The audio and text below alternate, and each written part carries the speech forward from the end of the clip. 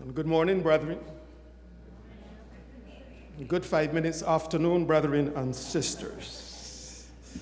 It's a real pleasure to be at the Miami Temple.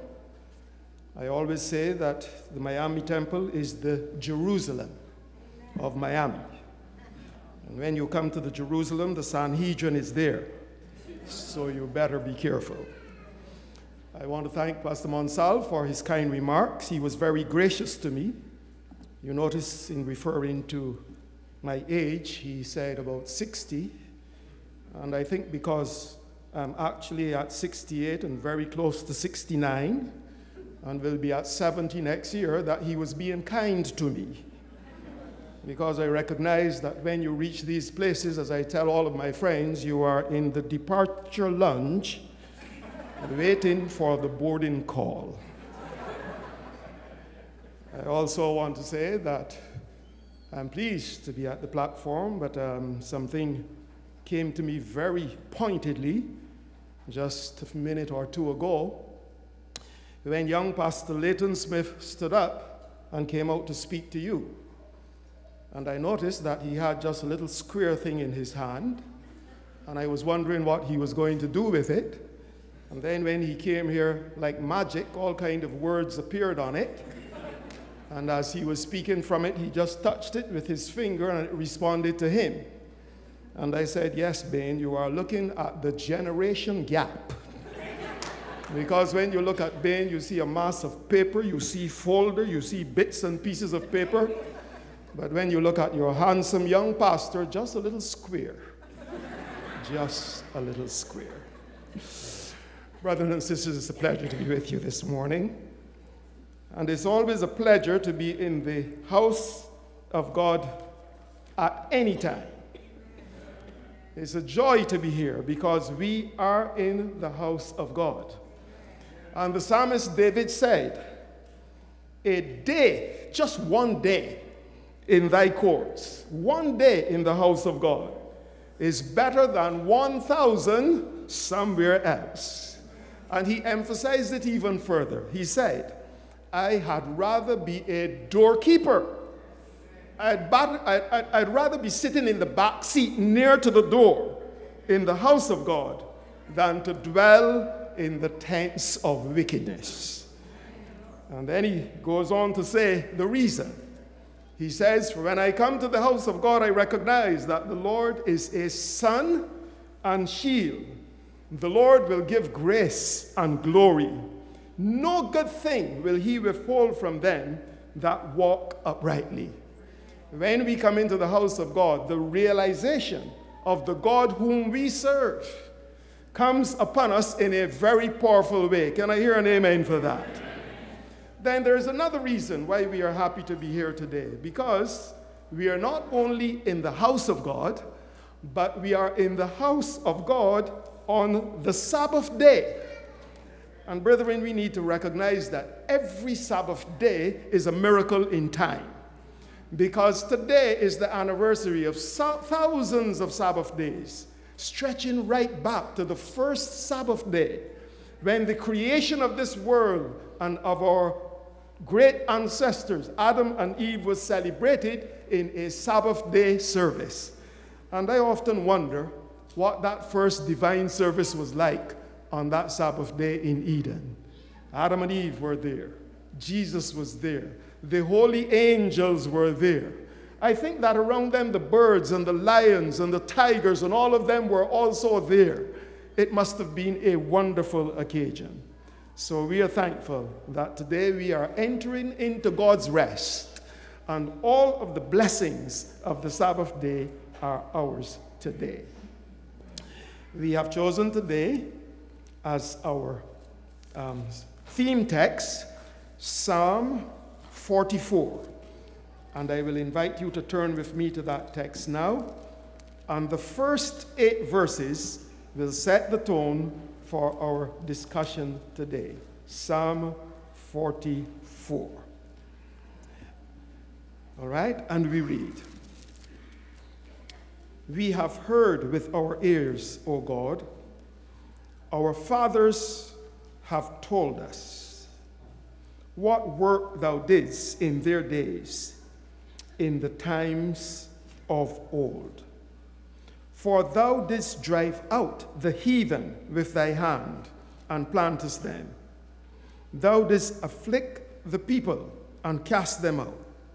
For they got not the land in possession, verse 3, by their own sword, neither did their own arm save them, but thy right hand, and thine arm, and the light of thy countenance, because thou hast a favor unto them.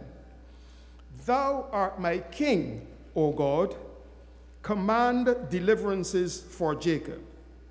Through thee will we push down our enemies. Through thy name will we tread them under that rise up against us. For I will not trust in my bow, neither shall my sword save me, but thou hast saved us from our enemies, and hast put them to shame that hated us. In God we boast all the day long, and praise thy name forever. The psalmist opens this particular division of the Psalms, at least this particular division of the Psalms is opened in this way.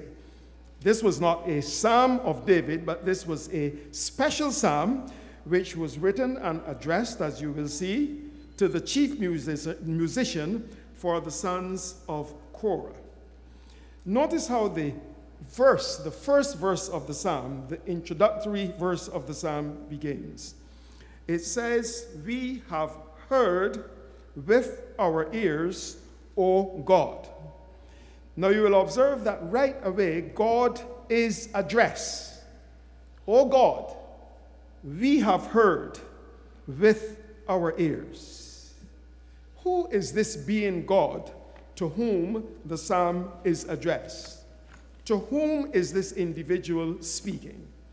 It is good for us from time to time to think a little bit of the God whom we serve. We know that he is the king of the universe. We know that he is the owner of the universe. We know that he is the creator of the universe. But the Bible expands in a marvelous way on the glory and on the majesty and on the power of God. This is brought out in the names which God is given in the Bible. And time will not permit us to look at all of them, but just to impress upon our minds the greatness of the God whom we serve, let us look at some of the names which are used in the Bible. In the book of Genesis, chapter 22 and verse 14, he is listed as the Lord our provider, Jehovah Jireh. And we can all agree that God is our provider. This is the name which Abraham gave to the place where the Lord provided a sacrifice in place of Isaac. So you see the poignancy and the significance of that moment. Then in Exodus chapter 17 and verse 15, another wonderful name that is given to God is Jehovah Nissi. And there, that means our banner, or a banner of love and protection. And this is the name which Moses gave to the altar which he built after he defeated the Amalekites, because there he had experienced the protection of God. And then a wonderful one. And this one was the one that Gideon gave to the altar he built at Ophrah. And that is Jehovah Shalom, our perfect peace. Isn't that a wonderful name? Then in Revelation chapter 21 and verse 3, the one who is with us everywhere. And this is also referred to in Ezekiel 48:35 in the margin, and also in Isaiah chapter 16 verses 19 and 20, Jehovah Shammah, the one who is with us everywhere, because God, as we know, is omnipresent. You know, brethren and sisters, the human language cannot describe God fully, but we are given an idea of the majesty and the power of God by the way he is presented to us in the Bible. Let me share with you one of more recent vintage. And this is how one articulate theologian describes God. He was contemplating on the greatness of God, and here is what he has to say. Now, I hope I can bring it to you, because this is a theologian, and you know how theologians speak. But listen to it. To say that God is omniscient, he was thinking of the omniscience of God. To say that God is omniscient is to say that he possesses perfect knowledge and therefore has no need to learn. But it is more. It is to say that God has never learned and cannot learn. God perfectly knows himself, and being the source and author of all things, it follows that he knows all that can be known. And this he knows instantly and with a fullness of perfection that includes every possible item of knowledge concerning everything that exists or could have existed anywhere in the universe at any time in the past, or that may exist in the centuries or ages yet unborn. Because God knows all things perfectly, he knows no thing better than any other thing, but all things equally well. God is never surprised, never amazed. He never wonders about anything, nor does he seek information. Our Heavenly Father knows us completely. No talebearer can inform on us. No enemy can make an accusation stick. No forgotten skeleton can come tumbling out of some hidden closet to abash us and expose our past. No unsuspected weakness in our characters can come to light to turn God away from us, since he knew us utterly before we knew him and called us to himself in the full knowledge of everything that was against us. Isn't this a wonderful God? So in the beginning of this psalm, we are speaking, or we are addressing ourselves to God. Then notice what the writer of the psalm says. We have heard our ears, O God. Our fathers have told us what work thou didst in their day in the time of old. So the focus of this first part of the psalm is on what God did in the time of old. We are looking back to see what God has done and how he has led us. Now, in the psalm, the writer focuses precisely on what he wants to look back at, what he wants to say we have heard about. He talks about the deliverance which God gave them from their enemies. He talks about the way in which God brought them into the land of Canaan. He points out that this is all the work of God. He says, I will not trust in my bow, neither my sword, verse 6, because thou hast saved us. This is all the work of God, who has saved us from our enemies and have put them to shame that hated us. And so in verse 8, he says, in God we boast all the day long and praise thy name forever. I am suggesting to us this morning that we can take the attitude and the approach of the writer of this psalm and apply it to what you are doing today. Your church today is celebrating Heritage Day. This is particularly significant because 167 years ago, the Millerite group on Tuesday, October the 22nd, 1844, waited expectantly for Jesus to return to the earth and were bitterly disappointed when he did not. It is not without great meaning, therefore, that you are celebrating church heritage on this day. What message then does God have for us on this day? How can we look back at certain aspects of the great heritage of this remnant church, apply it to our experience now, and use it as a launching pad, a starting point, a booster, if you may, for how we will proceed in the future? We have heard with our ears, O God, our fathers have told us. The word that is used for hear in the original Hebrew is very significant. It means to hear, as the meaning stands, intelligently with sound understanding. It means that we hear with the idea that what we are hearing has implications for our future behavior.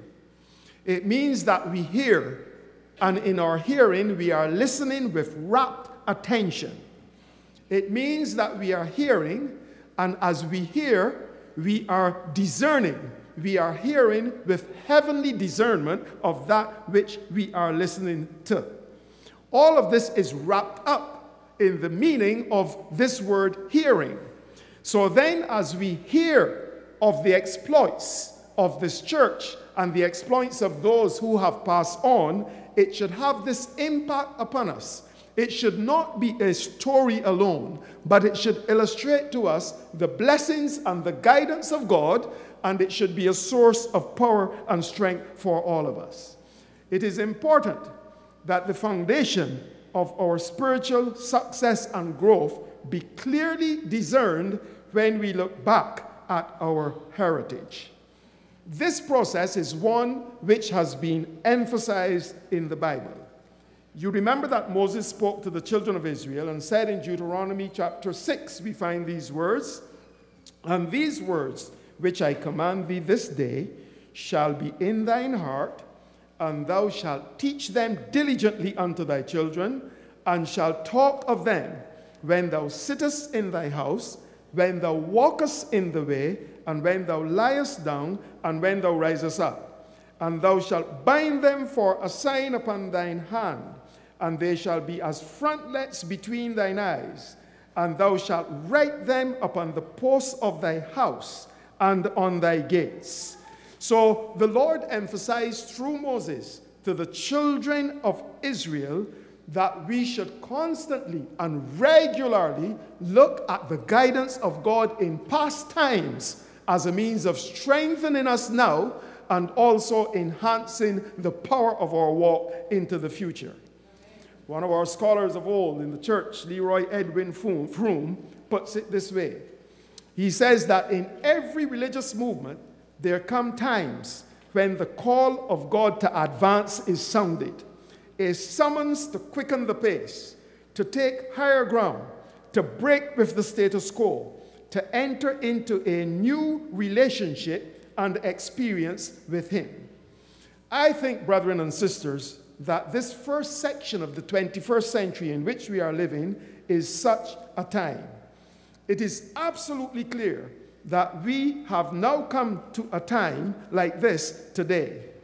The fast-moving events of these opening years of the 21st century are shouting with clarion tones to the remnant church, "Arise, wake up, get to work, advance with rapidity and power, because all heaven is waiting on you to finish the work and hasten the return of our Lord." Let us not forget that in this church, in this remnant church, that we have been established by God with a particular purpose in view. And I really want to emphasize this for us this morning. Because, you know, as the years pass by, it's 167 years since that momentous event, sometimes we tend to become complacent. Sometimes we tend to begin to think, well, it has been going on for so long, maybe we just need to take it just a little easy. But I'm telling you, brethren and sisters, that today we are faced with a world which is shouting out for the church to put on its armor, as did the early Christian church, and to advance with strength and with power. The old ship Zion is sailing towards its destiny. But it is not sailing on the calm and placid ocean, serenely towards the heavenly shores. No, the ocean is restless. The waves are surging. There's a fierce onslaught. There are tempests of disbelief in God. There are the restless currents of social change. They are the battling and threatening waves of political controversies. They are the treacherous shoals of economic dysfunction, all masterminded by an evil genius who wants to take the attention of the whole world off of Jesus the Savior and overwhelm them with the events which are surrounding them. But we must remember our past.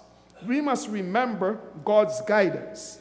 And we must remember that that guidance, which has been so effective in leading us on during the past years of our history, will be equally effective in leading us on unto the glorious kingdom of God. Many people have unwittingly looked upon Adventism, that is the Advent movement, the remnant church of which we form a part, as some kind of tardy innovation that has come belatedly on the scene of action. As some newcomer, Johnny-come-lately in the religious world. You hear sometimes addressed that, oh, that church is only a cult. That church is only a sect. They don't even have yet 200 years of history. Look at the great religious movements of this earth, some of which have thousands of years of history. Who are you? Who do you think you are? But you know, there's something that as Seventh-day Adventists, we must have clearly in our minds. And when we are challenged with things of this nature, where are your mega congregations? Where is this? Where is that? You are a sect. Let us be reminded that we have a specific place in the stream of history. When Jesus came, the light of truth was in danger of being completely extinguished.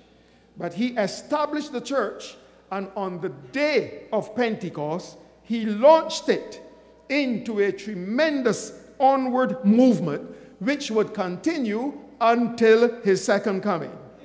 In the prophetic word of Revelation 12, this long journey is graphically displayed in the picture of a woman clothed with the moon, the sun and the moon under her feet, giving birth to a man-child. The intensive effort of the dragon to eliminate this woman, which we know from our knowledge of prophetic interpretation, was talking about the establishment and the journey of the church. Then, at the end of that Revelation vision, we find the statement that a remnant would be left. And brethren and sisters, I want to say without fear of successful contradiction that we are that remnant. So this is not a church that was established at 1844. This is not a church that was built on the backs of Ellen White.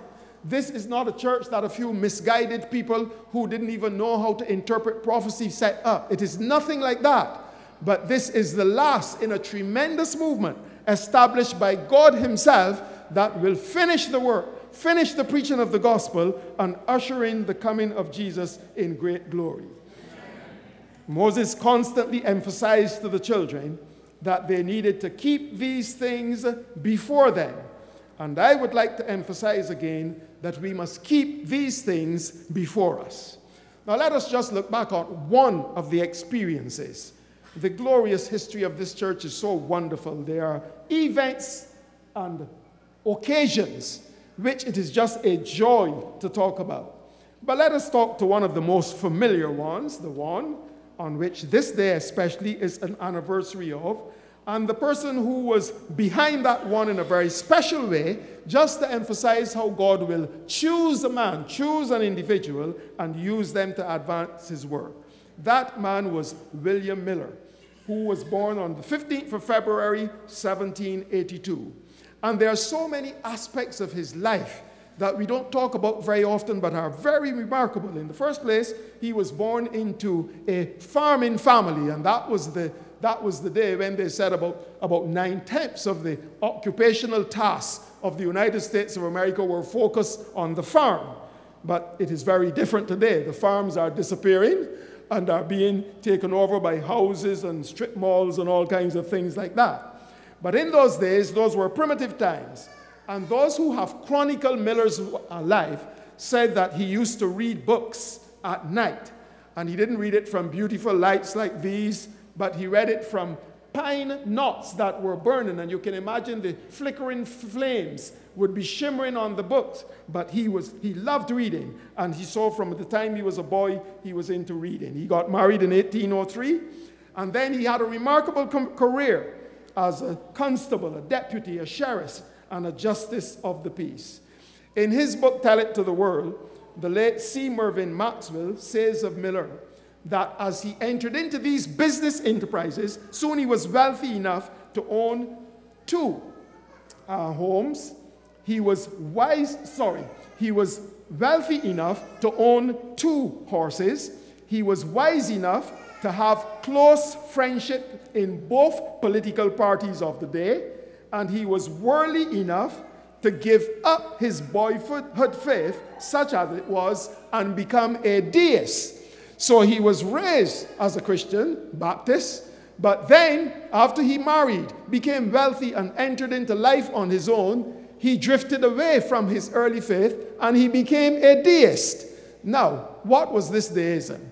They taught that God had created this earth, set everything in motion, and then walked away and left it all alone. So the idea of worshiping God and atonement and the death of Jesus, all of that was nonsense. God was finished with this. He set it up and he left it. You do as you like with it. And this was the popular belief in those days. Well, he went on and he studied more and more into this. He read works like Thomas Paine and Voltaire and David Hume. And he had an exciting experience in his life, which time will not permit me to tell you all of. He fought in the Revolutionary War. He was a tremendous and brave man, but that's not the point we want to get at. What we want to get at is how God took Miller and made him this great witness and the foundation for this great truth. After the war, he would go to church. But parents, I want to tell you something. He had a faithful old mother. And in all of this, she was praying for him and would always be encouraging him to go to church. But he didn't want to go to church, and he gave her excuses. Then he started to go only when his uncle, who was a minister, was preaching. And then when his mother said, "But I did miss you at church today," he said, "Well, uncle wasn't preaching, and the deacons cannot read well. It is boring when they stand up to read, so I will not come to church to listen to them." Well, then he said something that was his downfall. He said, "Why don't they let me read?"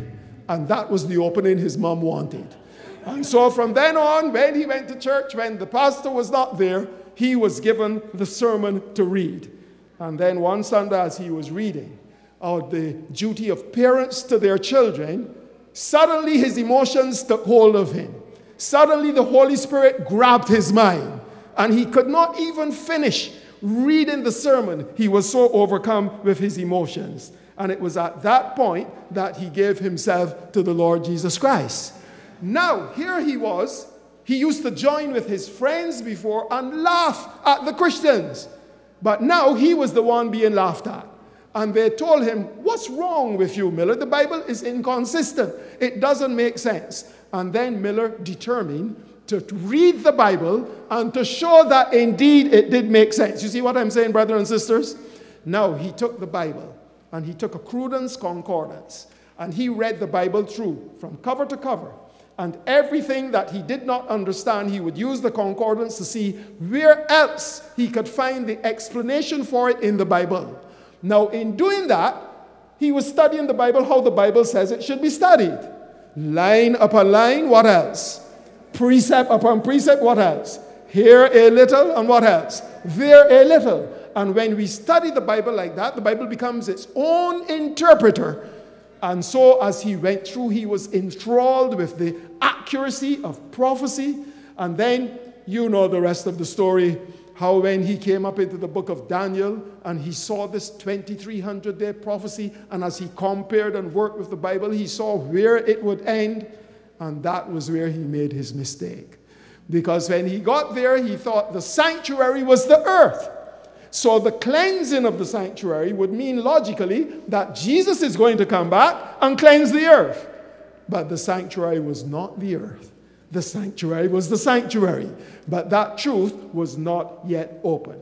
Anyhow, the great disappointment passed, and you know how the story goes. In due course, that truth was unfolded, and today, as a result of the work of Miller and many more like him, we have the remnant church, which has come back to the original truths of the Bible and which is God's special witness for these last days. Brethren and sisters, we need to look back. We need to hear these things over and over again. And as we hear them, they are going to do great things for our Christian experience. And they are going to do great things to lead us into the kingdom of God. Today, then, God is speaking to us through his word. Today, he is calling upon us to move forward with him. Today, he is saying that we are a church with a great heritage of truth, and a great heritage of his guidance, and that we must move forward with him. I want to point out, brethren and sisters, that this generation has more understanding of the time in which it lives than any other generation in prophecy. You remember Daniel, a brilliant scholar who was faithful to God, and God made him the fundamental expositor and presentation of prophecy. And at the end of Daniel's life, the Lord gave Daniel a remarkable line of prophecy, beginning with the fall of the Persian Empire, the rise of Alexander the Great, and stretching right down to the second coming of Jesus. There is something that a lot of people miss in that account. That is, that when Daniel gave that account, Daniel did not have a clue what the prophecy he was writing down meant. And brethren, this is remarkable, because when you study the prophecies of Daniel, if Daniel had made any mistakes in writing it down, if he had put some of the pronouns in a different place, if he had said the king of the north when he should have said the king of the south, the prophecy would be completely meaningless. But he listened to the angel Gabriel. He got it correctly, but he did not understand it. And then when he came to the end, when he saw the man in linen standing on the waters of the river Euphrates, and he said, "What does all of this mean?" The man told him, and he asked, "How long shall it be to the end of these things?" And the man in linen, who was Jesus himself, swore by himself and said, "It shall be for a time, times, and the dividing of times." And then after that, he says something that is significant. Verse 9 of the last chapter of Daniel, he said, "Go thy way, Daniel, for the words are closed up and sealed until when? The time of the end." So Daniel did not understand what he wrote. But brethren, God has opened up all of that knowledge to God's remnant church today. And I want to underscore, brethren and sisters, don't be fooled and misled by people who tell you that we cannot understand the prophecies of Daniel. Those prophecies are open today. The prophecies of Revelation are open today because God saw that we would be living in the information age. You see, there are many things that are only becoming very clear to us today. When I was a boy, there was nothing like the pad that your pastor put on me this morning. There was nothing named computer. There was nothing named I this and I that and I the next. There was not even a cell phone. In my own lifetime, and yours too, we have seen the growth of the cell phone. I remember when the cell phone first came out. The thing was almost as big as the top of a piano. And you will see people walking with this big clear thing on their shoulder and talking because they have in fact, it wasn't even cell phone, because they have a portable telephone. Nowadays, those things have been put to the dustbin, consigned to the dustbin. And the thing that is happening is that the information age is on us big time. Unfortunately, the power of this information age in many cases is used not to advance God's truth, but to advance what? Evil. And so the Lord saw that we, his children, would be living in a time like this. So he has been ahead of the information age. And he has given us the foundational spiritual information that is necessary that we can move on. It's part of the heritage of our church. He gave it in the opening of the prophecies. He gave it in the organization of the church. He gave it in all of these things. And we should say, thank you, Jesus, for all of these things. Now, I just looked at my watch, and the pastor warned me So we are going to come to the end right at this point. Brethren and sisters, here is where we are going. All of this question of the remnant church, the wonderful lessons we are studying, the information God has given us, the development of this organization for the end time, all of this has one single goal in view. And that goal is to greet Jesus at his second coming. And even that, brethren and sisters, has been cast both in looking back and in looking forward. And I want to share this with you in closing. Looking back, turn to Psalm 24. This is one of my favorite pieces on that one. Psalm 24. Turn to Psalm 24. And Psalm 24 begins, "The earth is the Lord's and the fullness thereof." But then there's something, and Sister Fletcher, I know, will love this one. That something is found at the beginning of verse 7. "Lift up your heads, O ye gates, and be ye lift up, ye everlasting doors, and the King of glory shall come in." Now, before we had all of this, all of the technology and so, the church used to sing something called anthems. And I remember as a little boy, this being sung in my church. It's a beautiful song that has been, these words have been put to a beautiful song. But do you know that this part of the psalm is a looking back that is a looking forward? And I will tell you what it is. On the day when Jesus was saying farewell to his disciples, he gave them the gospel commission again. And the Bible says that while Jesus was talking to them, all of a sudden he began to levitate. And he went up and up until what? A cloud did what? Receive him out of their sight. Now the servant of the Lord gave us some additional information on that through the working of the Holy Spirit. And the first thing she pointed out was that that was no cloud. What looked like a cloud to the onlookers was a vast company made up of angels and all of the individuals who had been raised with Jesus at his resurrection. So what looked like a cloud was a whole retinue waiting to accompany Jesus to the realms of glory. They could not open up in their real form because the glory would have been so great that all of the people there, the disciples and so on, would have fallen to the ground. So Jesus was received by the cloud. Now in the book Selected Messages, we are told what happened next. And the servant of the Lord says that Christ was the first fruits of them that slept. Then she says the resurrection of Christ from the dead had been celebrated in type by the Jews. The people would wave the wave sheaf, and she gives that background. Time will not permit me to give you all of that. But what I want to give you is this. As Christ ascends, while in the act of blessing his disciples, listen to this now, an army of angels encircle him as a cloud. Christ takes with him the multitude of captives. He will bring to the Father the first fruits of them that slept, as an evidence that he is conqueror of death and the grave.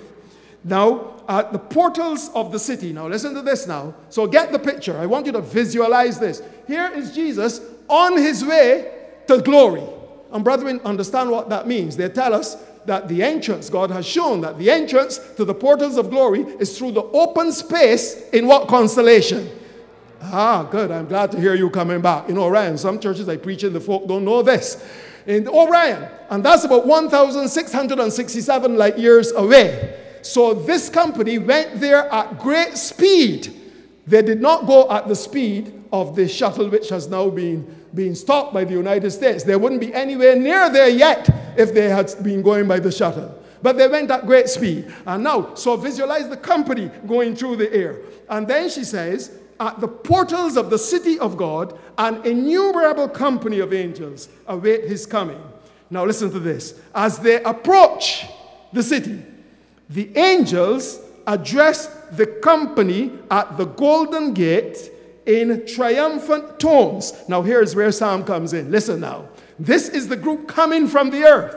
And as they approach the city in heaven, this is what they say and sing. Lift up your heads, O ye gates, and be ye lift up, ye everlasting doors, and the King of glory shall come in. Now this is something that has happened already. And as they say that, the ones at the gate respond. And they say, who is this King of glory? The waiting angels inquire.